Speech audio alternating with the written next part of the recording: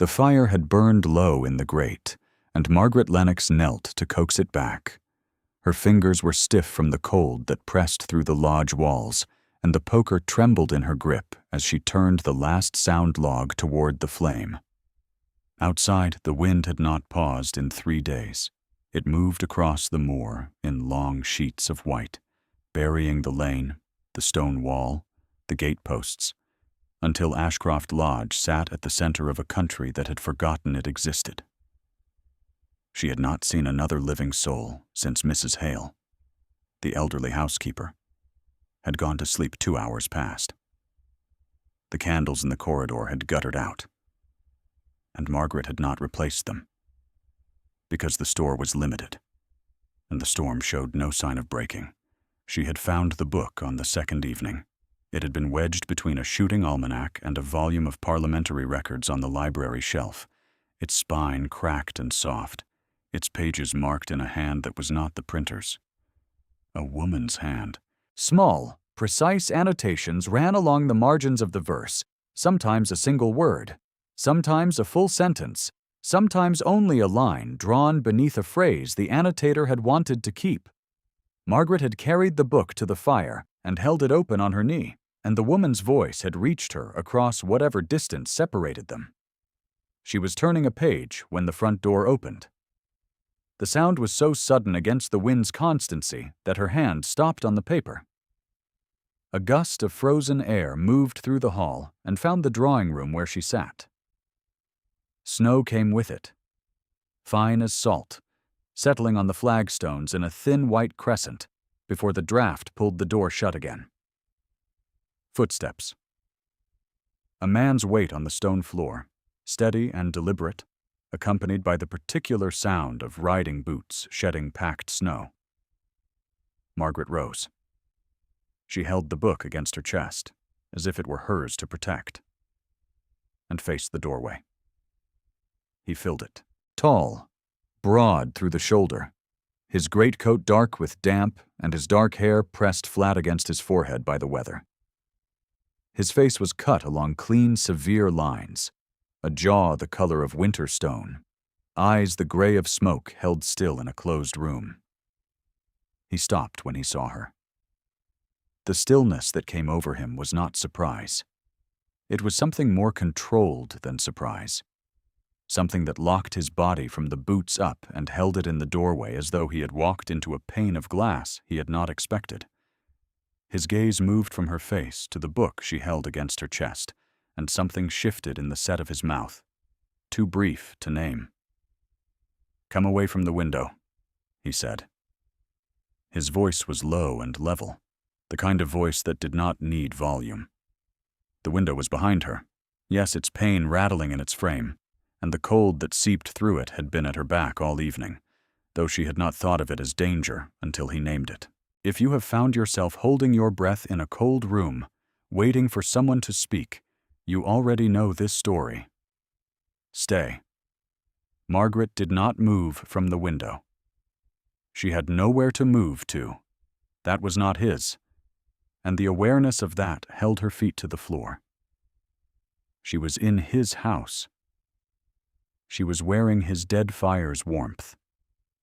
She was holding a book from his shelf. 3 days of solitude had let her forget that every surface she touched belonged to a man she had never met. And now that man stood in the doorway with snow in his hair, and a question in the set of his jaw that he had not yet spoken. "Your Grace," she said. She kept her voice steady, though her pulse had climbed to a place high in her throat, where it did not belong. "I am Margaret Lennox. Lady Caraway sent me with a letter for your steward, Mr. Fordham. The storm closed the roads before I could return." He said nothing for a long moment. His gaze moved from her face to the fire she had rebuilt, then to the candle she had lit from the last taper, then to the book she still held against her chest. He catalogued the room as a man catalogues a position he expected to find empty, and did not. "Where is Fordham?" he asked. "Gone to Harrogate with the rest of the staff, Your Grace. Mrs. Hale stayed." Mrs. Hale is 73 and half-deaf. She is also kind, Margaret said, and she gave me the east room and a share of the larder. Something in the line of his mouth shifted. Not a smile. The ghost of a muscle that might once have known what a smile required. He stepped into the drawing room, pulling the greatcoat from his shoulders in a single motion that scattered snowmelt across the hearthrug and dropped it on the nearest chair with the indifference of a man who had never been required to hang his own coat. "Sit down," he said, and it was not an invitation. She sat, because the alternative was to stand in his drawing room holding his dead wife's book and pretending she had somewhere else to be. And her pride, though considerable, was not theatrical. She watched him cross to the fire, crouch, and feed it the 2 logs she had been rationing, as though firewood were a thing one used rather than a thing one counted. The flames leapt. Warmth struck her shins and climbed, and she realized for the first time how deeply the cold had settled into her, the way one realizes the weight of a wet coat only when someone offers to take it. Lady Carroway had sent her because Lady Carroway did not send people who mattered. The letter concerned a boundary fence between the Carroway estate and the Ashcroft shooting grounds, a matter that had been contentious for 2 seasons and that Lady Carroway wished resolved before the spring.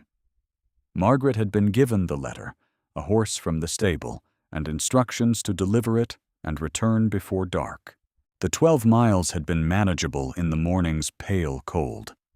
The snow had begun at 2 o'clock, the wind at 3, and by 4 the lane was impassable. The horse stabled at the lodge by Mrs. Hale's quiet direction, and Margaret herself installed in a room she had no right to occupy. Wearing the same gray wool dress she had ridden out in, her only trunk still sitting at the foot of her narrow bed in Lady Carroway's house. She had been Lady Carroway's companion for 9 months. Companion was the word the advertisement had used, and companion was the word Lady Carroway employed when introducing her to guests, though the duties were those of a secretary, a lady's maid, and occasionally a scullery assistant when the household was short-staffed.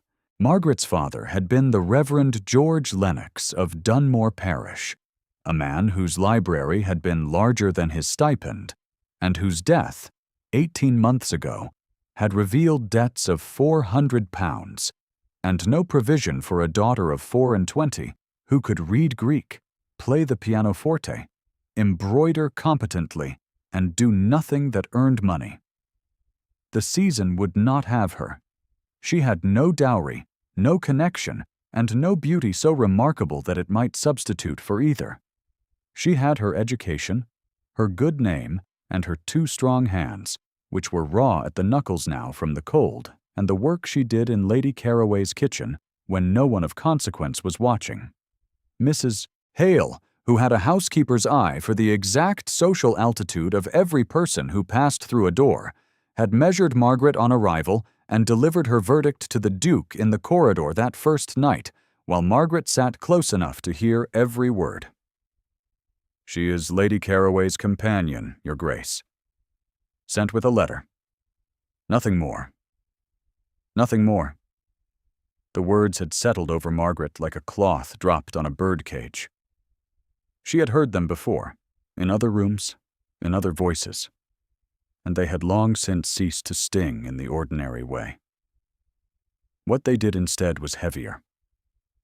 They pressed the air from a space she might have filled and told her, gently, not to fill it. The Duke had said nothing in reply. She had listened for some response, some acknowledgement or dismissal, and heard only his boots retreating down the corridor and a door closing at the far end of the house. On the second morning of his return, he found her in the kitchen. She had risen early to help Mrs. Hale with the bread, because the housekeeper's hands were swollen at the joints, and the dough required a pressure she could no longer supply. Margaret had rolled her sleeves above her elbows and was kneading with the efficient rhythm her father's cook had taught her years ago, when the household had still been large enough to need a cook, and Margaret had been young enough to sit on the kitchen stool and watch. Her forearms were dusted with flour. A strand of hair had come loose from its pin and hung at her jaw. He stood in the doorway. She did not know how long he had been there before she looked up and found his gaze on her hands, on the dough she worked, on the raw redness at her knuckles that flour did not hide. His expression held nothing she could name, but his body had gone very still, the way a man's body goes still when something crosses his line of sight that his mind has not yet categorized. "Eat," he said. He set a plate on the table beside her. 2 slices of cold ham, a heel of bread, a wedge of cheese. He had cut them himself, she realized. The knife was still in his hand. "I am not hungry, Your Grace." "Eat," he said again, and left. She ate because the food was there, and because her body, which had been ignoring its own hunger with the discipline her situation required, recognized the offering and reached for it before her pride could intervene. The ham was good. The bread was yesterday's. Firm and honest. The cheese was sharp enough to make her eyes water. She ate alone in the kitchen with flour on her arms and the wind outside, and something in her chest shifted. Some weight that had been sitting square on her breastbone since the morning she had packed her father's books into crates and watched them carried out to pay his creditors. That afternoon she carried a pail of ash from the drawing-room grate to the yard behind the kitchen. The back door opened onto a narrow passage between the lodge wall and the woodshed, and the snow had drifted waist-high against the stone, so she had to lean forward and push through it with the pail held above her hip. Her shoes, the only pair she owned, were leather-soled and meant for drawing rooms, not for January ground. She felt the wet seep through at once, cold and thorough, and by the time she had emptied the pail and turned back toward the door, her stockings were soaked and her teeth had begun to chatter. He was standing at the kitchen door. His arms were crossed over his chest, and his expression carried the particular stillness she was beginning to recognize as displeasure held under discipline. "Come inside," he said. "I am nearly finished, Your Grace." "You are finished now." "Come inside."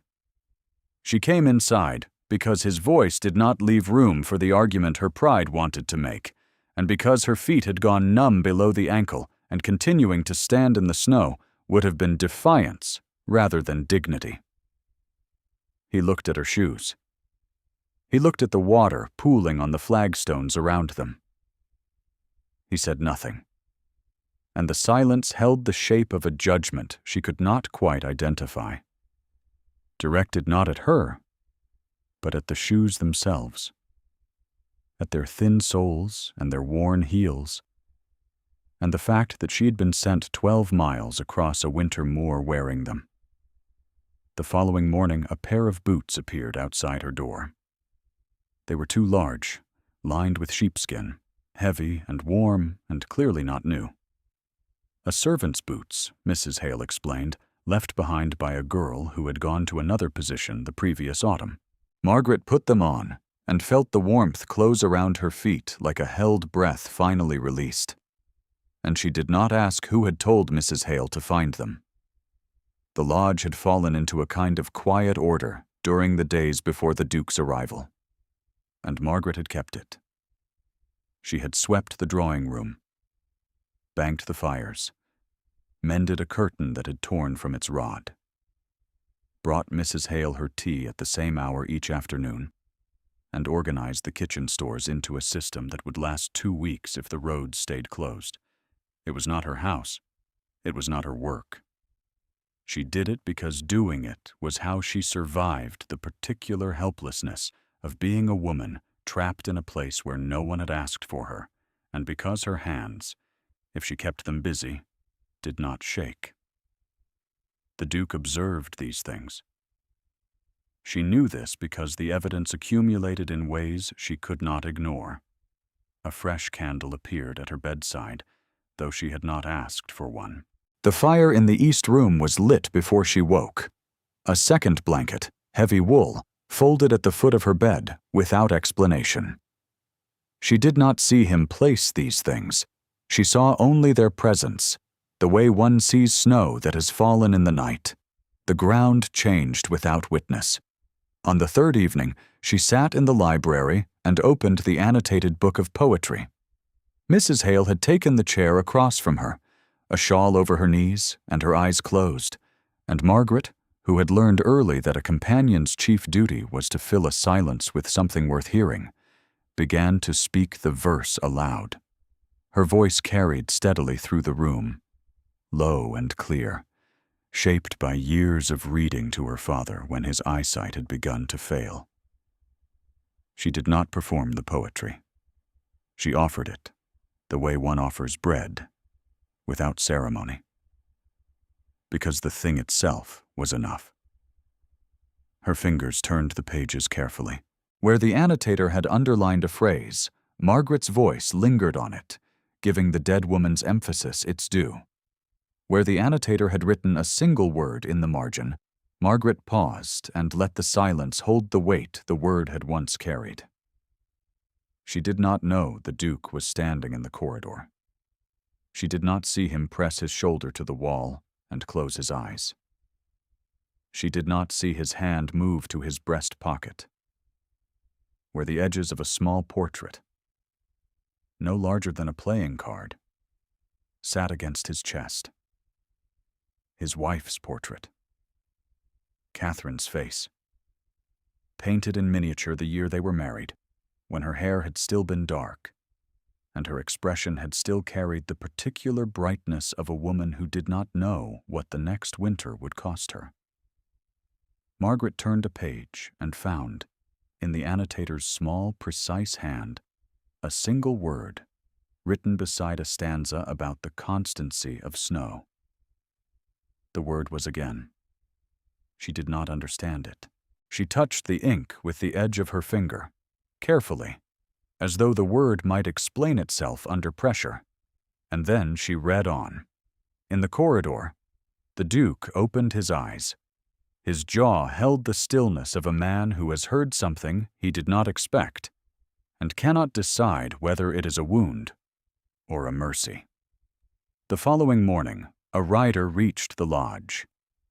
The roads to the south had cleared enough for a horse, if not a carriage, and the man carried a letter from Lady Caraway sealed in blue wax. He delivered it in the front hall, where Margaret and the Duke and Mrs. Hale all stood in the watery light of a January sun that had found its way through the clouds for the first time in 6 days. The rider looked at Margaret and spoke the words Lady Caraway had sent him to speak, his voice carrying the flat authority of borrowed instruction. Lady Caraway requests the return of her companion at the earliest opportunity. She says you are needed. Companion. The word landed in the hall like a dropped coin, bright and small and definitive. Margaret watched the Duke's face. His expression did not change. His jaw held its stone-line discipline. But his hand, the one that had been resting at his side, closed into a fist so brief she might have imagined it.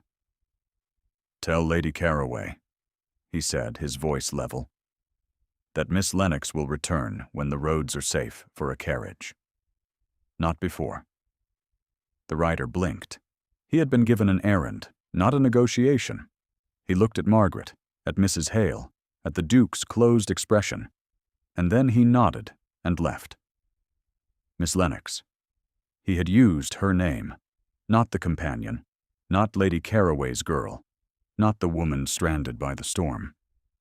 Her name, spoken in his low voice with the particular weight of a man who had chosen his words and meant each one. Margaret's breath caught at the base of her throat, a sensation so precise she could have marked its location with a fingertip, and she turned away before he could see the heat that climbed to her face. That night he told her about Catherine. Not all of it. Not the shape of the grief or the language one uses to describe the loss of a wife at 29, but the facts. They sat in the library with the fire between them and the poetry book closed on the table where Margaret had left it. And he spoke in short, level sentences, each one placed like a stone in a wall he was building between himself and something he could not look at directly. Catherine had been well. The physicians had said the child would come in March.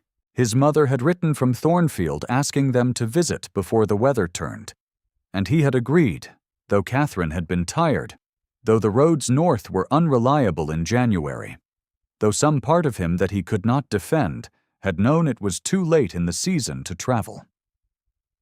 The carriage had broken an axle 12 miles from Thornfield.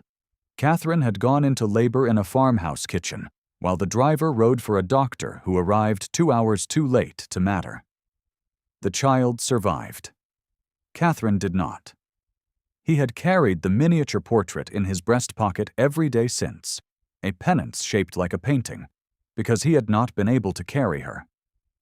He did not say he blamed himself. He did not need to. The words he chose, the pauses he left between them, the way his hand rested on the table with the fingers slightly open, as though he were still reaching for something he had failed to hold, said it for him. Margaret listened with her hands folded in her lap and her breath held steady by will.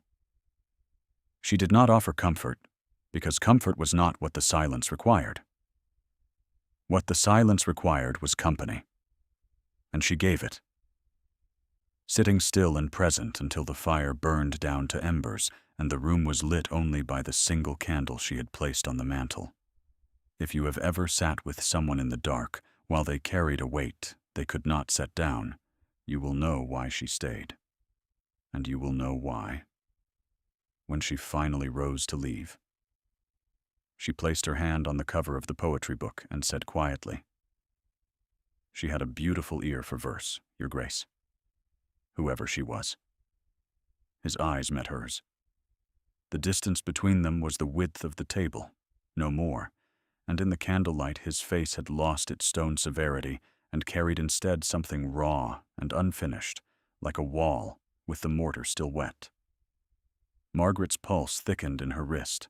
She felt it there, heavy and specific, a drum struck once too hard and still vibrating.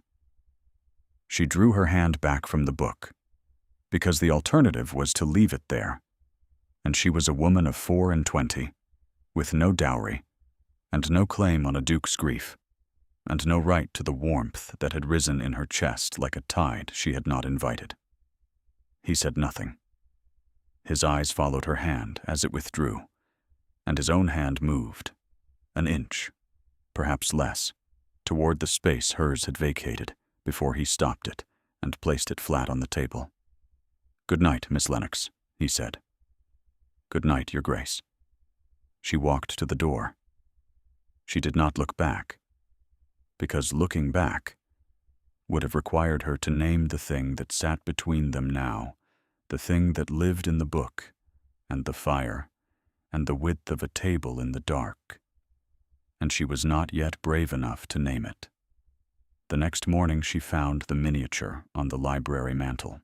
He had taken it from his pocket and placed it there, propped against the wall where the firelight would reach it. And Catherine's painted face looked out into the room with the calm of a woman who has been carried long enough and is ready to rest. Margaret stood before it for a long time. The brushwork was fine, the face young and kind, the dark hair falling in the fashion of a decade ago. She did not touch it. She understood, without his having said so, that placing it on the mantel was not a dismissal of the woman in the painting. It was a permission he had given himself to put her down. When she turned from the mantel, he was in the corridor. They looked at each other across the length of the library, and the distance between them was no longer the width of a table. It was something thinner, something that might have been crossed in a single step, and neither of them crossed it. "Walk with me," he said. They walked the perimeter of the lodge in the borrowed boots and his greatcoat, The snow banked shoulder high on either side of the path Mrs. Hale's grandson had cut through the drifts. The air was glass sharp and still. Their breath went before them in matching clouds. He did not offer his arm, and she did not expect it. And the 6 inches of cold air between his sleeve and hers held more weight than any arm could have carried. The thaw came on the 7th morning. The sky lifted, pale and washed, and the lane that had been buried under 4 feet of snow reappeared in long, muddy stretches that a careful driver could navigate. A carriage arrived from Lady Carroway's house before noon, driven by the same groom who had brought Margaret 12 days earlier, and Margaret climbed into it with her borrowed cloak and nothing else, because she had arrived with nothing else, and a companion does not accumulate possessions in another person's house.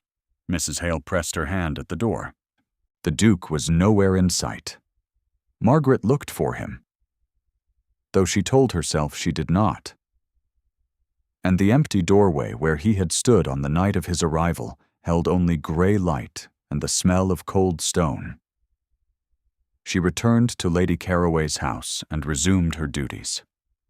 The letter about the boundary fence had been delivered. The errand was complete. Lady Carroway did not ask about the storm, the lodge, the Duke, or the 6 days Margaret had spent in a house she should never have entered.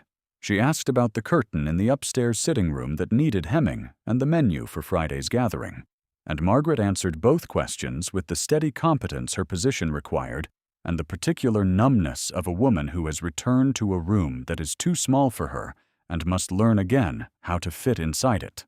Friday's gathering was not large. Lady Carroway did not entertain on the scale of the great houses, but she held a drawing-room evening once a fortnight to which the county's better families were invited, and she presided over these evenings with the confidence of a woman who believed the social order existed to confirm her place within it. Margaret was present not as a guest, but as a function, stationed near the sideboard to pour tea and fetch shawls and speak only when spoken to. Her gray dress was the same gray dress she had worn at the lodge, cleaned and pressed, but unmistakably plain among the silks and embroidered muslins that moved through the room like bright water around a stone. Miss Sophia Parr was present. Lady Carroway's niece was everything the season understood a duchess to be. Her gown was ivory satin. Her hair was dressed with seed pearls. Her laugh carried across the room at intervals precisely calibrated to draw attention without demanding it. She had been told, Margaret understood, that the Duke of Ashcroft was expected to offer for her by the end of the season, and she carried this expectation with the ease of a woman who has never been given reason to doubt that the world will deliver what it has promised. Lady Carroway stood at the center of the room and spoke to Mrs. Wellesley, the wife of the local magistrate, in a voice pitched to Carrie. "We do hope the Duke will join us this evening. He has been at the lodge this month past, quite alone, though I understand my companion was stranded there briefly during the storm." She paused, and the pause held the particular weight of a woman choosing her next words for their effect. The Duke was gracious enough not to send her away. These things happen in winter. The room absorbed this. Margaret stood by the sideboard with a teacup in her hand, and her face held in the careful stillness she had perfected in 9 months of hearing herself described as a weather event. The companion. The woman who was stranded. The thing that happens in winter. Near the window, Sophia Parr leaned toward Miss Graves, the curate's daughter, and spoke in the particular half-whisper that is designed to be overheard. "The companion fancies the Duke took notice of her, I am told. It is almost pitiable, is it not? A clergyman's daughter with no fortune, no family, and hands like a scullery maid. One does feel for her." Margaret heard every word. Her hand tightened on the teacup, a single convulsive pressure that whitened her knuckles, and then she set the cup down on the sideboard with a steadiness that cost her everything she had. She did not leave. She did not lower her eyes. She stood at the edge of the room with her chin level and her hands at her sides, and when Lady Caraway turned to her with the smile of a woman who expects her furniture to remain where she placed it, Margaret spoke. "His Grace does not require arrangement, my lady." Her voice was quiet, steady, and utterly clear in the way that a voice is clear when it has stopped trying to be anything other than honest. "He has endured a great grief, and he will choose in his own time, or he will choose not at all. Neither outcome is ours to manage." The silence that followed was the particular silence of a room that has heard a companion speak as a woman of standing, and does not know how to catalogue the offense. Lady Caraway's mouth opened, then closed. Sophia Parr's fan stopped mid-motion.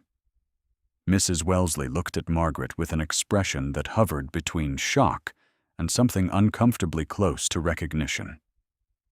And then the door opened.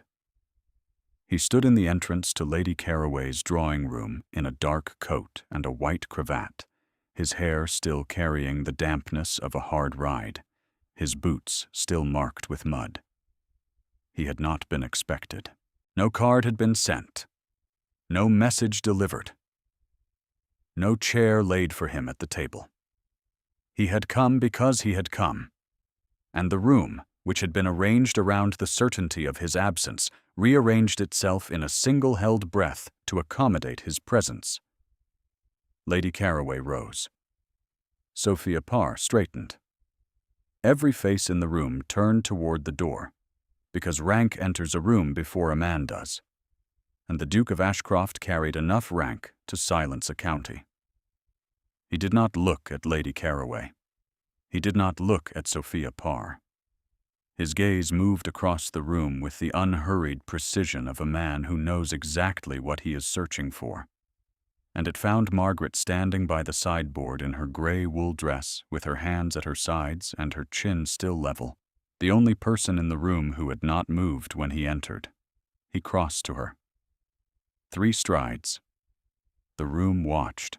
The fire cracked behind its grate, and somewhere a glass was set down too hard on a table, and Sophia Parr's fan slipped from her fingers and struck the arm of her chair with a sound like a bird landing on a branch.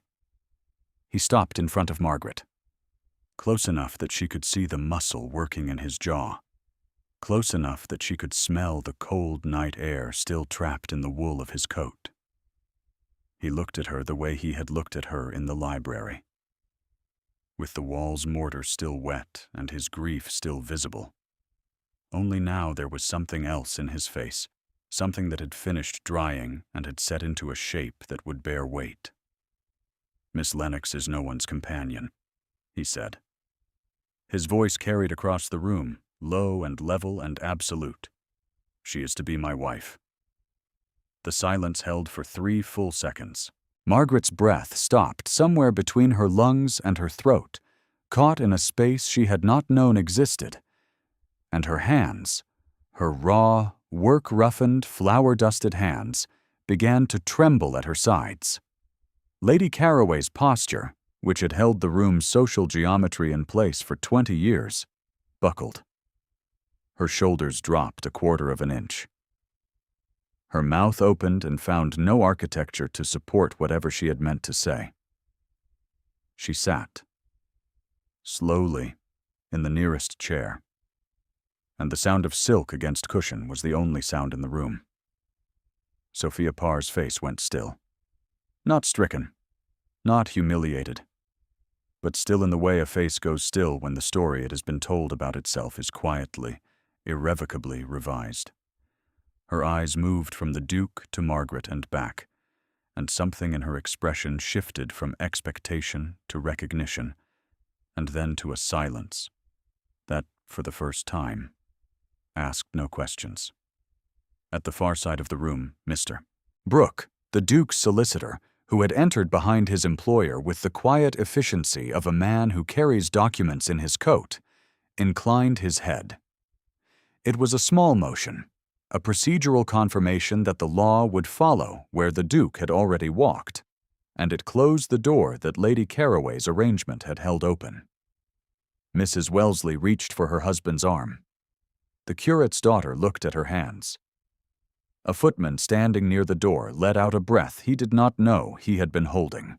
The room, which had arranged itself for years around the assumption that a clergyman's daughter with rough hands and a gray dress was nothing more than the companion, rearranged itself again, and this time it held.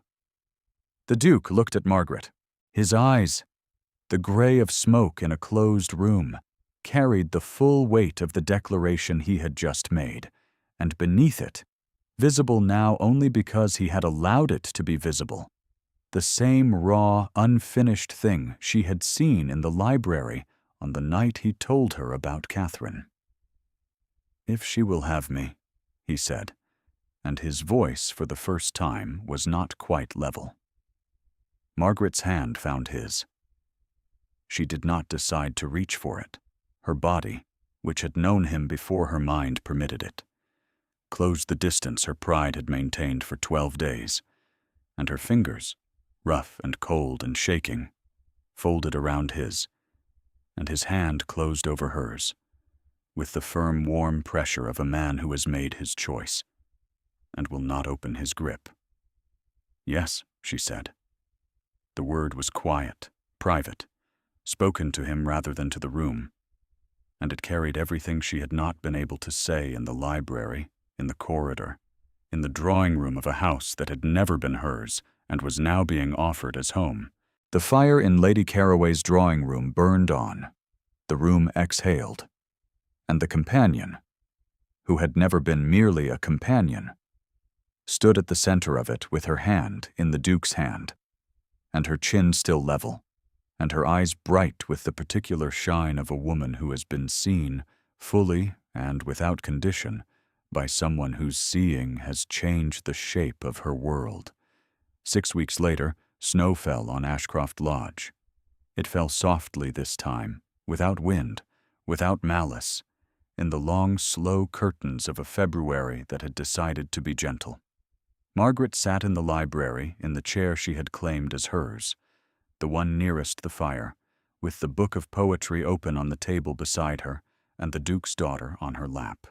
The child was 3 years old, dark-haired and serious-faced, with her father's gray eyes and her mother's way of turning her head to listen. She had taken to Margaret with the immediate, uncomplicated trust of a child who recognizes someone who will stay.